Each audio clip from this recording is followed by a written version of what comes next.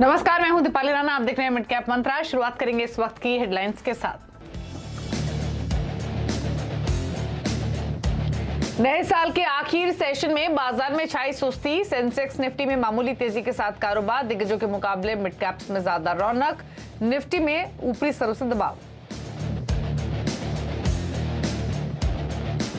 Global उथल पुथल के बावजूद भारत के बाजार का दुनिया में बजा डंका। सेंसेक्स निफ्टी ने दिए 5% के पॉजिटिव रिटर्न, जबकि अमेरिका और जापान के बाजार 9% तक टूटे। हैंग सेंग का मार्केट भी पूरे साल में 15% नीचे।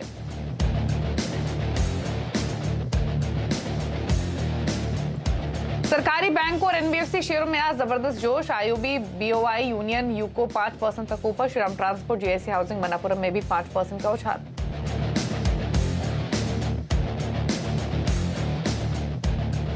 चीन की रीओपनिंग से मेटल शेयर में जबरदस्त खरीदारी। निफ्टी मेटल इंडेक्स में 1% ज्यादा का उछाल। सेल, हिंद कॉपर, हिंडाल्को, टाटा स्टील 3 से 4% ऊपर।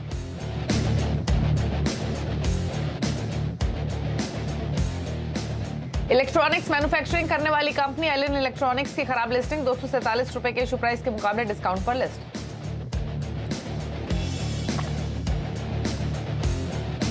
और पंचतत्व में विलीन हुई पीएम मोदी की मां हीराबेन, 100 साल की उम्र में ली अंतिम सांस।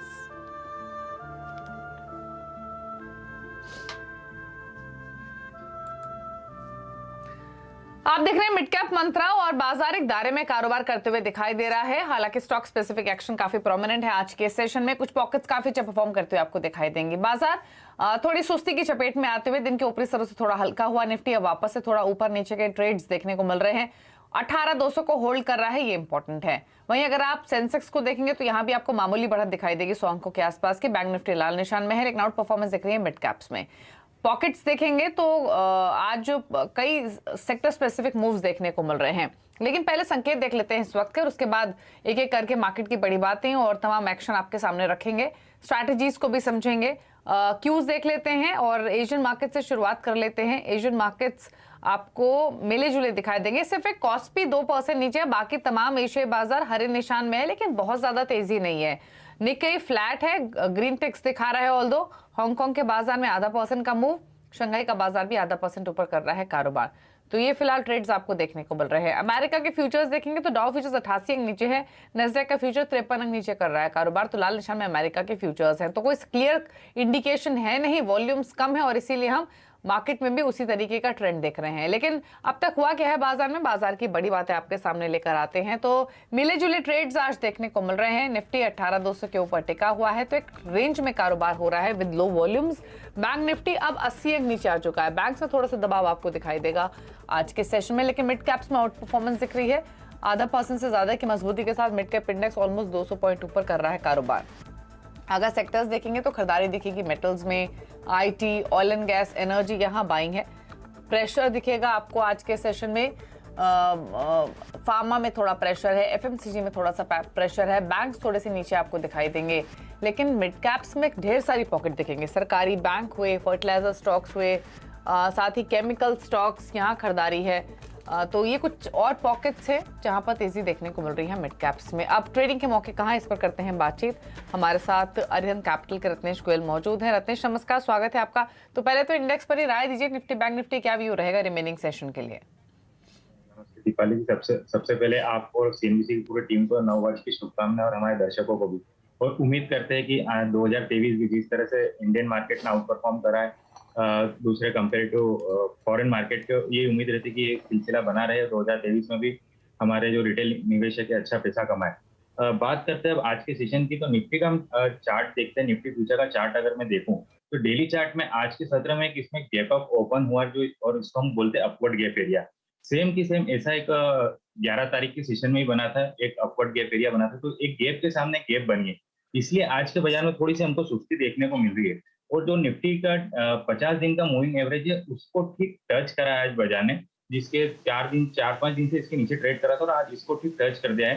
तो इस कारण से भी थोड़ा सप्लाई ऊपर हमको देखने को मिल रहा है 18,300 18,350 के आसपास। तो ये जो सुस्ती वाला है, ऐसा लगता है कि आज के दिन में इसी तरह से थोड़ा सा बाजार रेंज बाउंड में निकल जाएगा। हालांकि स्टॉक स्पेसिफिक मूवमेंट बिल्कुल बना हुआ है, स्पेशली मिड कैप स्टॉक्स में। तो निफ्टी में सलाह रहेगी कि अगर बाजार 18,260 निफ्टी फ्यूचर की बात कर रहा हूँ मैं लेवल की, अगर 18,260 पे हमको मिलती तो एक बार खरीदारी की हमको चांस ले सकते हैं। वहां पे 18,220 का स्टॉप लॉस लगाएंगे और ऊपर में टारगेट इसका बनेगा 18,320 का।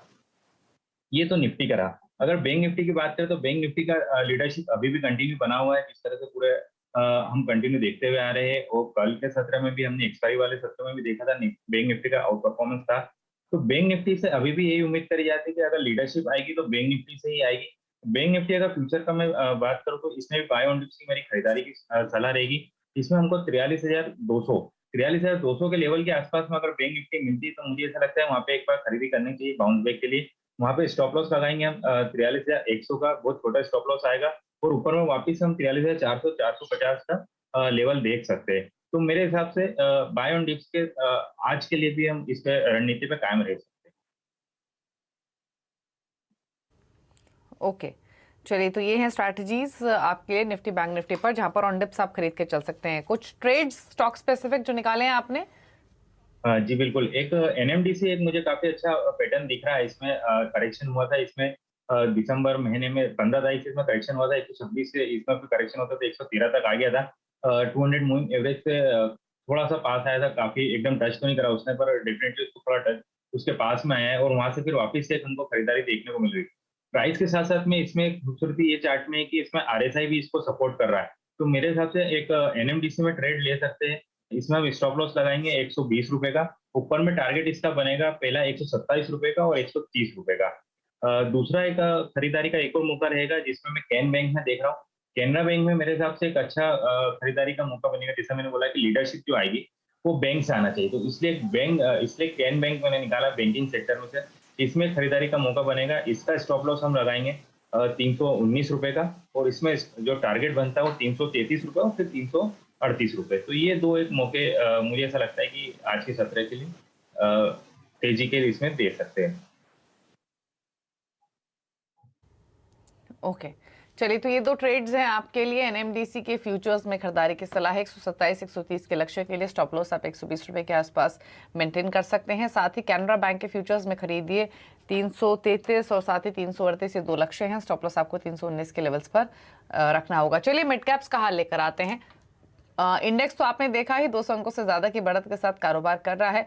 स्टॉक स्पेसिफिक मूव्स काफी सारे वाइब्रेंट आज के सेशन में दिखाई देंगे। इंश्योरेंस स्पेस के साथ शुरुआत कर लेंगे और इंश्योरेंस में न्यू इंडिया इंश्योरेंस जीआईसीडी अगेन मजबूती दिखा रहे हैं।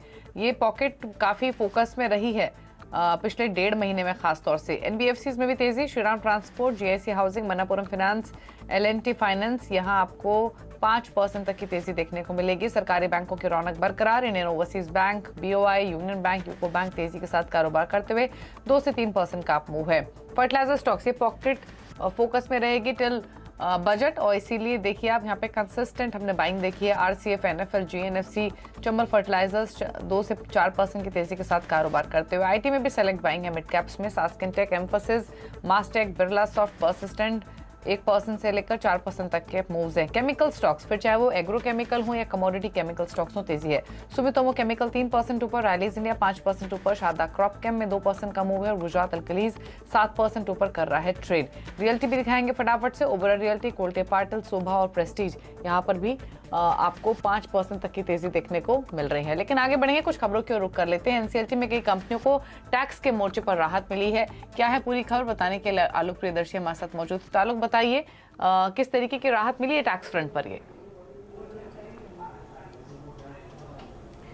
बिल्कुल, देखिए, जो आईबीसी कोड के तहत किसी भी अगर कंपनी के निपटारे की प्रक्रिया चल रही होती है तो उस वक्त जो सबसे बड़ी दिक्कत बैंकों, नए निवेशकों और कंपनी को होती है वो होती है गवर्नमेंट ड्यूज और टैक्स अनसर्टिनिटीज को लेकर, क्योंकि इसकी वजह से जो आईबीसी की प्रक्रिया होती है काफ़ी लंबी खिंच जाती है। लेकिन सरकार की तरफ से एक अहम क्लैरिफिकेशन जारी हुआ है जिसके तहत ये कहा गया है कि जब तक एनसीएलटी के दौरान में सुनवाई के दौरान अगर टैक्स देनदारी जब तक तय नहीं हो जाती है, जो रिड्यूस जीएसटी या टैक्स देनदारी होती है तय नहीं हो जाती है, तब तक टैक्स अधिकारी कोई भी नोटिस नहीं भेज पाएंगे और ना ही कोई कोर्सिव एक्शन लेंगे टैक्स वसूली को लेकर। ये एक बहुत बड़ी अहम राहत है, खासतौर से कंपनियों के लिए जो कि दिवालिया प्रक्रिया के तहत उनकी निपटारिक प्रक्रिया चल रही होती है। तो इसकी वजह से जो नए इन्वेस्टर्स होंगे, बैंक होंगे, उनको भी एक आकलन करने का मौका मिलेगा कि कंपनी में अगर वो पैसा लगाते हैं तो कितना लगाना पड़ेगा, एक सर्टेनिटी रहेगी। तो कुल मिलाकर जीएसटी काउंसिल की जो पिछले बैठक हुई थी उसमें इस तरह का डायरेक्शन सरकार को जारी हुआ था। उसके बाद से सरकार ने ये क्लैरिफिकेशन निकाली होती है, क्योंकि अभी तक टैक्स अधिकारी को भी पता नहीं होता था कि कब कंपनी को नोटिस भेजना है, कब उनसे एक्शन लेना है, क्या करना है। अब इन टैक्स अधिकारियों को भी एक साफ एक निर्देश जारी हो गया है कि वो तब तक नोटिस नहीं जारी करेंगे जब तक कि एनसीएलटी में सुनवाई के दौरान कंपनी के ऊपर रिड्यूस जीएसटी या टैक्स देनदारी तय नहीं हो जाती है। उसके बाद ही जो कंपटीशन अथॉरिटी होगा वो कंपनी को जानकारी देगा उस रिड्यूस्ड टैक्स देनदारी के बारे में, और उसके बाद ही ये वसूली की प्रक्रिया शुरू हो सकेगी। ओके, चलिए, शुक्रिया आलोक की डिटेल्स बताने के लिए। तो इम्पॉर्टेंट खबर, एनसीएलटी में जो कंपनियां गई हैं उनके लिए उनको थोड़ी राहत टैक्स फ्रंट पे मिलेंगी, और किस तरीके से डेवलपमेंट होगी वो तमाम डिटेल्स आपको आलोक ने अभी भी बताई। लेकिन चलिए स्टॉक्स पर वापस फोकस करते हैं और एक बार फर्टिलाइजर पैक से एक स्टॉक पिक करते हैं, वो है आरसीएफ का। रत्नेश जी, आरसीएफ के स्टॉक को देखिए और बताइए, यहाँ पर कंसिस्टेंट बाइंग देखी है, डिप्स भी आई हैं, प्रॉफिट टेकिंग आई है, तो वापस से इसमें बाइंग इमर्ज हो जाती है। क्या सजेशन इन स्तरों से जिनके पास ऑलरेडी पोजीशंस हों? दीपाली, देखेंगे पूरा फर्टिलाइजर सेक्टर में काफी अच्छी बाइंग हमको नीचे के स्तर से वापस से देखने को मिली है, और ये काफी एक अच्छा हेल्दी साइन और हेल्दी करेक्शन हुआ था दिसंबर 16 तारीख के बाद में, और ये 23 तारीख को थम गया था। उसके बाद में एक वापस से अच्छी इसमें तेजी देखने को मिली है। पर्टिकुलर आरसीएफ की बात करूं मैं, तो आरसीएफ में 28 तारीख के सत्र में काफी अच्छा वॉल्यूम देखने को मिला था हमको। उसके बाद में कल थोड़ा कंसोलिडेशन हुआ और आज फिर तेजी देखने को मिली। मेरे हिसाब से अगर किसी के पास में है तो इसमें जरूर बने रहना चाहिए। 120 रुपए का पोजिशनल स्टॉप लॉस लगाना चाहिए। ऊपर में पहला टारगेट इसका 145 का बनता है। 145 के बाद में नई तेजी के लिए जाएगा, जो इसको 170 रुपए तक के लिए भी लेके जा सकता है। तो मेरे हिसाब से इसमें जरूर बने रहना चाहिए किसी के पास पोजिशन है। पोजीशंस हैं तो आप होल्ड कीजिए, ये सजेशन है आपके लिए, बने रहिए स्टॉक में। आरसीएफ 137 फर्टिलाइजर में तो पूरे में ही बाइंग देखने को मिल रही है, और आरसीएफ, एनएफएल, चंबल सभी अच्छी स्ट्रेंथ दिखा रहे हैं आज के सेशन में, तो यहाँ पर फोकस रखें। एक स्टॉक है एस्ट्रा माइक्रो का, इस पर एक राय और लेंगे, क्योंकि ये स्टॉक कल भी तेजी इस स्टॉक ने दिखाई थी, वही तेजी आज भी एक्सटेंड हो रही है। एस्ट्रा माइक्रोवेव प्रोडक्ट्स आज भी 9% ऊपर है, 284 पर कर रहा है कारोबार। 2 दिन में अच्छा मूव मिला है। क्या सजेशन इन स्तरों से जिनके पास हो उनके लिए, क्या स्ट्रैटेजी, टारगेट्स क्या देख रहे हैं आप रत्नेश? एस्ट्रा माइक्रो का चार्ट देखते हो, अगस्त महीने का इसमें टॉप बना था 370 रुपए का। उसके बाद में इसमें करेक्शन चालू हुआ था, जो कि इसको 250 रुपए तक लेके आ चुका है। अब इसमें नीचे अगर हम आरएसआई का इंडिकेटर देखें, साथ में मूविंग एवरेज लगाए और प्राइस एक्शन देखे, वॉल्यूम देखे, तो ये तीनों सपोर्ट कर रहे हैं। ऐसा लग रहा है चार्ट में बेस बनते जा रहा है, और यहाँ पे 240 या 235 रुपए का, मैं कहूंगा 235 रुपए का एक स्टॉप लॉस लगाना चाहिए पोजिशनल। आज के सत्र में अगर ये 290 के ऊपर बन देता है तो मेरे हिसाब से इसका टारगेट जो आने वाले दिनों में रहेगा वो 315, और फिर इसके बाद में 340 तक का भी रह सकता है। तो इसमें नई पोजीशन 235 रुपए के स्टॉप लॉस से बिल्कुल बनाना चाहिए। ओके, चलिए, तो ये है सजेशन एस्ट्रा माइक्रो पर। बाय भी कर सकते हैं, खरीदा हुआ है तो होल्ड भी करें। रुक रहे हैं इसी के साथ एक ब्रेक के लिए। ब्रेक के उस पार 2022 की हाइलाइट्स आपके लिए लेकर आएंगे, और सुमित मौजूद रहेंगे बताने के लिए कि मिड कैप्स में कौन से स्टार परफॉर्मर्स रहे हैं, कौन रहे अंडर परफॉर्मर्स। एक ब्रेक के बाद।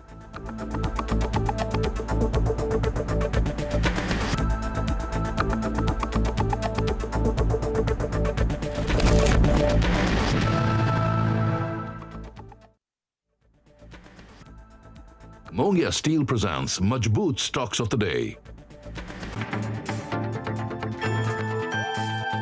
हालांकि नोटबंदी के बाद ये माना जा रहा था कि कैश में लेन देन कम हो जाएगा, डिजिटल ट्रांजैक्शन ज़्यादा बढ़ेगा, लेकिन जिस तरीके से अर्थव्यवस्था की रफ्तार बढ़ती गई, कैश में लेन देन भी बढ़ता गया और 6 साल में करीब 2 गुना हो गया है, और जो 32 लाख करोड़ रुपए के आसपास पहुंच चुका है कैश सर्कुलेशन। तो कैश सर्कुलेशन जब बढ़ रहा है तो ये जानना बेहद ज़रूरी है किन किन हालात में आप कैश में लेन देन कर सकते हैं। कोहली साहब, किन किन हालात में हम लेन देन कर सकते हैं और किन किन हालात में पाबंदी है? बिल्कुल, देखिए, यूँ तो 32 लाख करोड़ का कैश इन सर्कुलेशन इस समय अर्थव्यवस्था में है, और बहुत नामों से वो एक हाथ से दूसरे हाथ में जाता है। और हम जिन 2 सेक्शंस पे आज ध्यान देना चाह रहे थे, उसका नाम है सेक्शन 269SS और 269T, और इन सेक्शंस के अंतर्गत लक्ष्मण पेनल्टी लगती है। अच्छा। अगर आप कैश 20,000 से ऊपर कैश लेन देन करते हैं तो पेनल्टी लगती है। होता क्या है कि आपने किसी को लोन दे दिया, किसी ने पैसा मांगा, भाई मुझे 40,000 रुपए चाहिए, आपने कैश निकाला, घर से दे दिया, या आपने किसी के पास जमा कर दिया, ये मेरा रख लीजिए, ये मेरा डिपॉजिट समझ के रख लीजिए, जब जरूरत होगी आपसे ले लूंगा, वगैरह वगैरह। तो इनके ऊपर रिस्ट्रिक्शन है आयकर में। अब हम कुछ ऐसे हालात बताते हैं जहां पर ये रिस्ट्रिक्शन लागू नहीं होती, क्योंकि जिन लोगों को ये पता है वो इसको सारे ट्रांजैक्शंस के लिए समझ लेते हैं। ऐसा नहीं है, ऐसा नहीं है, सबके लिए नहीं है। कुछ और छूट है। और कुछ लोग जो नहीं जानते हैं वो कुछ ऐसी जगह कर देते हैं जो नहीं करना चाहिए, तो इसलिए हम वो बता देते हैं जहां पर आप कर सकते हैं, तो इसके अलावा बाकी आप नहीं कर सकते। तो सबसे पहले एक पार्टनरशिप फर्म होती है जिसमें अक्सर देखा जाता है 2 या 3 या 4 पार्टनर हैं। तो अगर कोई पार्टनर पार्टनरशिप फर्म से 20,000 रुपए से ऊपर कैश लेता है किसी भी काम के लिए, मान लीजिए खर्च के लिए या विड्रॉ कर रहा है, तो वो इस एक्सेप्शन में गिना जाएगा, यानी कि उसके ऊपर पेनल्टी नहीं लगेगी। और एक बहुत ज़रूरी बात लक्ष्मण, जो कि अक्सर देखा जाता है, मैंने देखा कुछ लोग फैमिली के बाहर जा रहे थे, घर में कुछ कैश रखा होता है सभी की ज़रूरत के लिए, वो उठा के अपने पड़ोस में कोई रिश्तेदार रहते थे उनके यहाँ रख के चले गए, भैया रख लो, घर में सेफ नहीं है, आपके यहाँ रख के जा रहे हैं, तो कैश रख के चले गए। अब इसको बोलते हैं कस्टडी।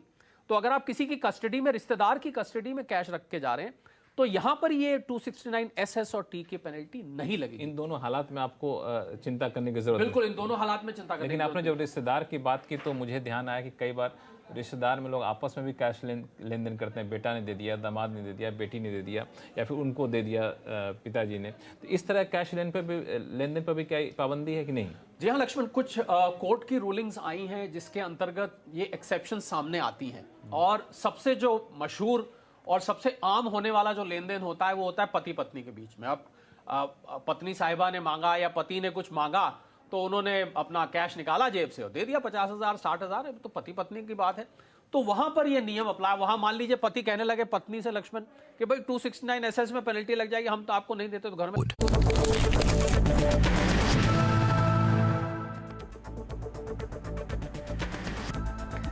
आप देख रहे हैं मिड कैप मंत्रा, और अब बात करते हैं फ्लैशबैक 2022 की। और साल 2022 काफी उथल पुथल रहा मार्केट के लिए, लेकिन मिड कैप स्मॉल कैप की बात करें तो कौन से वो स्टॉक्स हैं जो मास्टर साबित हुए हैं और कौन से स्टॉक्स रहे हैं फिसड्डे, ये बताने के लिए सुमित मेहरोत्रा हैं। बताइए सुमित। देखिए 2022 और 2022 के अंदर जो परफॉर्मेंस रही वो रही मिड कैप स्मॉल कैप में से, एटलीस्ट मिड कैप में। स्मॉल कैप तो और ज़्यादा खराब परफॉर्मेंस देकर गया, लेकिन फ्रंट लाइन इंडेक्स के सामने दोनों ही लेगार्ड रहे, जहां पर फ्रंट लाइन इंडेक्स में करीब 4.5% के आसपास ही ग्रोथ आते हुए दिखाई पड़ी। निफ्टी और सेंसेक्स में 4.5% ऊपर, निफ्टी 4.5% करीब सेंसेक्स में। लेकिन मिड कैप इंडेक्स जो कि more less flat to positive 3% के आसपास की बढ़त यहां देखने को मिली। बिकवाली रही स्मॉल कैप इंडेक्स में, करीब 15% के आसपास का डिक्लाइन हमने स्मॉल कैप इंडेक्स के अंदर देखा इस साल के दौरान। कौन कौन से गेनर रहे मिड कैप के? Varun beverages, Indian bank, union bank, TVS Motors. Surprise था पीएसयू बैंकिंग बास्केट में, इसीलिए 85 से 100% तक के गेंस मिड कैप बैंक्स में आते हुए दिखाई पड़े और वरुण बेवरेजेस की शानदार तेजी यहां देखने को मिली।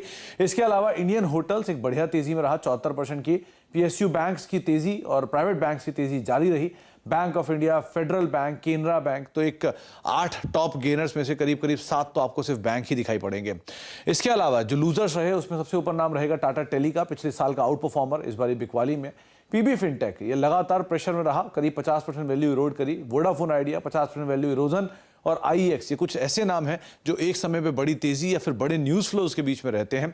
सोना बीएलडब्ल्यू ये भी करीब 40-50% नीचे आया। क्लीन साइंस करीब 41% नीचे, औरबिंदो फार्मा 40% नीचे, और डॉक्टर लाल पिछले साल का एक स्टार परफॉर्मर इस साल करीब 40% टूटा। स्मॉल कैप के लिए कई नाम ऐसे जिन्होंने वंडर्स क्रिएट किए, मिसाल के तौर पर मजगांव डॉक, शानदार नंबर, 200% की तेजी। बीईएल करीब 150% की तेजी। रेणुका शुगर 95% की तेजी, और दीपक फर्टिलाइजर बढ़िया नंबर के दम पे 100% चलता हुआ दिखाई पड़ा। इसके अलावा मेट्रो ब्रांड हाल की लिस्टिंग करीब 90% चला। IFL finance, bank of Maharashtra, easy trip, ये कुछ ऐसे नाम जो कि शानदार तेजी के साथ ये साल खत्म करते हुए दिखाई पड़े। लेकिन जो भारी बिकवाली थी होती बीसीजी, ब्राइट क्रॉम ग्रुप, पिछले साल जोरदार तेजी के बाद अब 80% नीचे। तानला प्लेटफॉर्म 62%, मेट्रोपोलिस हेल्थकेयर 60%, जेंसार टेक करीब 60%। इनफैक्ट आईटी स्पेस का सबसे ज्यादा टूटने वाला स्टॉक रहा है लक्ष्य इंडस्ट्रीज। इसके अलावा क्वेस्टकॉप, वेल्सपन इंडिया और बिरला सॉफ्ट, कुछ और ऐसे नाम जहां पर करीब 45 से लेकर 50% तक का डिक्लाइन आता हुआ दिखाई पड़ा। तो प्रेशर रहा आईटी में, लेकिन पीएसयू बैंकिंग बास्केट इस बारी बाजी मार के गया, साथ साथ पीएसयू शेयर जो कि एक बढ़िया तेजी में भी रहे। तो ये हैं वो स्टॉक्स जो कि परफॉर्मर्स रहे हैं और अंडर परफॉर्मर्स का भी कॉम्बिनेशन रहा है। शुक्रिया सुमित ये पूरा रिकैप लाने के लिए 2022 का। लेकिन हाँ, सरकारी बैंकों में तो जो एक्शन बना वो आखिरी में आकर बना और जिसकी वजह से उनके जो ओवरऑल रिटर्न्स हो गए पूरे साल के वो पॉजिटिव हो गए। तो ये एक इंटरेस्टिंग है। और सुमित ने इनफैक्ट जिन स्टॉक्स का जिक्र किया, अगर आप देखेंगे भी तो बैंक्स ही डोमिनेट कर रहे थे। फिर चाहे वो इंडियन बैंक, यूनियन बैंक जैसे स्टॉक्स ही क्यों ना हो, फेडरल बैंक, कैनरा बैंक में भी अच्छे रिटर्न्स आते हुए दिखाई दिए। लेकिन चलिए आगे बढ़ेंगे और अब बात करेंगे खिलाड़ी नंबर 1 की अपडेट की। कैटलिस्ट वेल्थ के प्रशांत सावंत, मार्केट एक्सपर्ट अमित सेठ और आनंद राठी के मेहुल कोठारी के बीच मुकाबला है। और अब तक के अपडेट्स और साथ ही साथ रिटर्न की स्थिति बता देते हैं आपको। अपडेट में अमित सेठ का पोर्टफोलियो लेकर आते हैं। वेस्टलाइफ फूड उन्होंने ऐड किया है पोर्टफोलियो में। 934 के लक्ष्य के लिए 770 का स्टॉप लॉस है। फिलहाल 793 पर कर रहा है ट्रेड। दूसरी पोजीशन गोडफ्रे फिलिप्स में है जहां उन्होंने बुक किया है प्रॉफिट 1995 पर। 2100 के लक्ष्य था, 1850 का स्टॉप लॉस था। प्रशांत सावंत का पोर्टफोलियो लाएंगे, ये बेट कर रहे हैं एक नए स्टॉक पर, वो है जीआईसी री। यहाँ पर 180 के मौजूदा लेवल्स हैं, इनके 215 के टारगेट, 164 का स्टॉप लॉस। तो यहाँ खरीदारी का ट्रेड एक प्रशांत सावंत दे रहे हैं। अब दिखाते हैं आपको रिटर्न की स्थिति। अब तक के रिटर्न में हमने देखा है कि प्रशांत सावंत लीड करते हुए, लेकिन अमित सेठ का काफी क्लोज उन तक पहुंचे थे कल के सेशन में और इस समय लीड कर रहे हैं अमित सेठ 18% के रिटर्न के साथ। प्रशांत सावंत का पोर्टफोलियो आपको 14% के रिटर्न लैंड कर रहा है। और मेहुल की शुरुआत तो इस हफ्ते में अच्छी हुई थी, लेकिन अब उनका पोर्टफोलियो नेगेटिव टेरिटरी में आ चुका है। 1% के नेगेटिव रिटर्न्स आ रहे हैं। तो 3:30 बजे विनर की अनाउंसमेंट होगी। फिलहाल 18% के रिटर्न के साथ अमित लीड करते हुए। चलिए रुकने इसी के साथ एक ब्रेक के लिए। ब्रेक के उस पर अब देखिए न्यू कंपनी। न्यू कंपनी में आज आउटलुक 2023 में हम बात करेंगे टीम लीज की को फाउंडर और एग्जीक्यूटिव डायरेक्टर ऋतुपर्णा चक्रवर्ती से। नमस्कार।